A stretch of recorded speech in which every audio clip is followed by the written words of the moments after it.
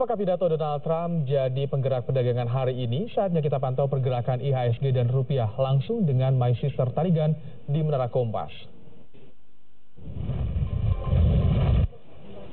Nilai tukar rupiah masih konsisten di bawah Rp14.000 per dolar Amerika Serikat setelah kemarin 2 hari yang lalu mengalami tekanan terhadap dolar Amerika Serikat. Sekarang posisi 13.955 per dolar Amerika Serikat. Kalau saya kutip lagi dari data RTI 13.950 justru terkoreksi 5 poin, saudara. Nah, kalau kita lihat memang 2 hari yang lalu pun nilai tukar rupiah ini mengalami koreksi, tetapi selamat tidak terjun ke Rp14.000 karena kita lihat bagaimana rajinnya Bank Indonesia melakukan intervensi di pasar, saudara.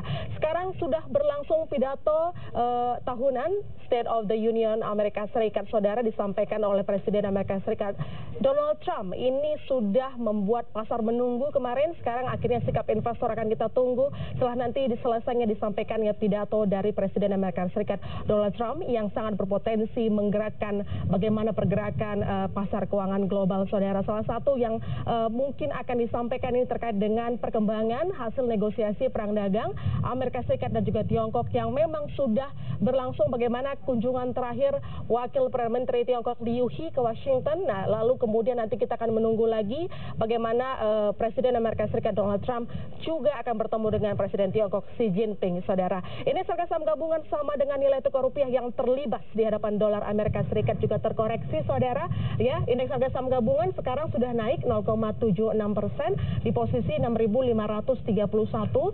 Hari ini IHSG diprediksi masih akan melanjutkan penguatan, tetapi sejauh apa, lihat nanti bagaimana rilis data pertumbuhan ekonomi Indonesia yang akan disampaikan oleh Badan Pusat Statistik jam 11 nanti. Sebelumnya pemerintah memprediksi pertumbuhan ekonomi tahun 2018 ini akan tumbuh 5,15%. Kalau hasilnya positif, ini bisa membuat pergerakan indeks harga saham gabungan kinclong, tetapi kalau sebaliknya, hati-hati, indeks harga saham gabungan bisa turun anjlok, saudara. Kita ke Wall Street yang dengan serapan tenaga kerja Amerika Serikat mampu menciptakan lapangan kerja baru 304.000.